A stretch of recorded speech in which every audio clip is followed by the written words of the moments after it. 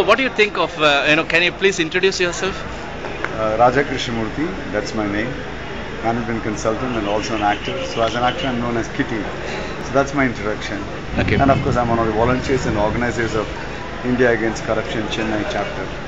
So what do you think this victory, what has been achieved today, and what's its significance? In the first place, I don't even want to call it victory.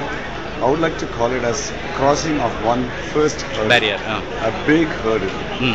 Yeah, sure. To that extent, there's a sense of happiness about it. And that it leads us to the second step and the third step and the fourth. Whatever umpteen steps are there in this long journey of social transformation.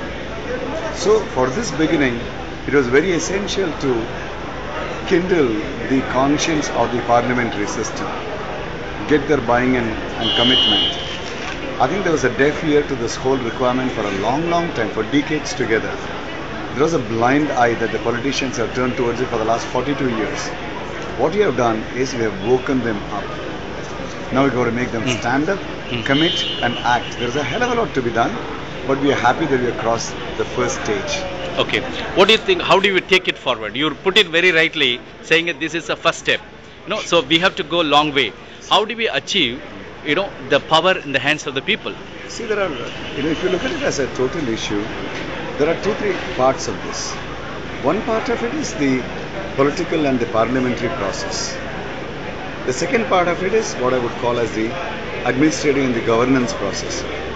And the third part of it, which is the most critical, is the socio-cultural process, the attitudes of people, of you and me, our commitment to lead a clean life, a disciplined life. Unless all these three are effectively worked on, therefore I'm calling it a long journey. Okay. So we need to commit ourselves not just to point out the finger at the government and the politicians. I think we need to focus on the second part, which is the governance and administration, increase the responsibility and accountability of the bureaucracy and the government, increase the sense of self-worth and pride, give them reasonably good salary and compensation like the private sector, give them good working conditions, good offices, good facilities, make them feel proud about serving this country. You can't expect them to be proud about what they are doing without giving them all the facilities that is required to feel exclusive and good. Then they will enjoy, then there will be pride. There will be a desire to be honest, clean and efficient. You don't provide any of that, but you want them to do some magic in terms of being a clean and effective kind of system. It won't work. So I think we need to be positive about that. Lastly, but which is the most critical thing, corruption is not out there. It's about you and me. Am I willing to be a law-abiding, not just in terms of the big technicalities of law, on simple things, that I won't throw garbage around my house, that I will not overtake from the left side of a vehicle, that I will not break a red signal when there is a signal on, that I will not do 100 other small little things that I am continuing to do, which I am saying is a matter of my convenience. When will you start having responsibility for common space, which is a call to the individual citizen? So I think our agenda is quite large. So as India Against Corruption, or let us say a new India, I think we've got a lot to do. Educating the public and increasing their responsibility.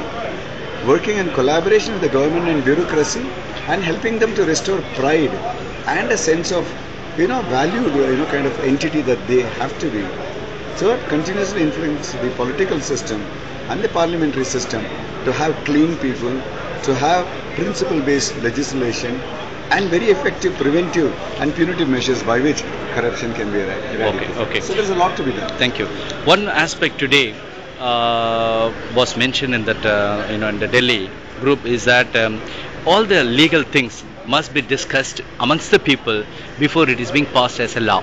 So what is your opinion that people should have a say in the passing of legislation, or as our parliamentarians are demanding that they are the only people who have the right to pass legislation? See, the parliamentary system is a representative system. Who do they represent? They represent the people. So obviously the people's voices must be heard.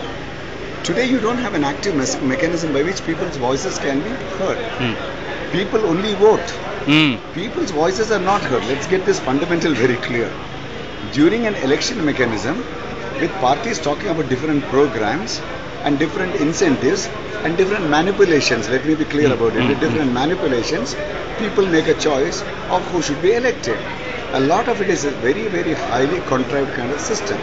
But granting that that has been the kind of democracy that we have, I'm willing to say that our people elect representatives to the assemblies and parliament based on n number of factors. But to believe that therefore people's voice is heard is the biggest illusion.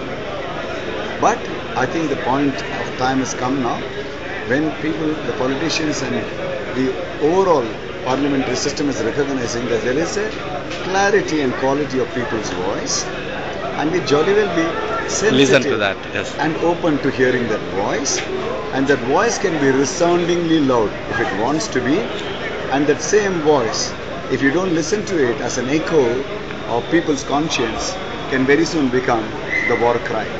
Okay, Politicians okay. better be beware. Okay, thanks a lot. Thank Thank you you. so much. Thank you.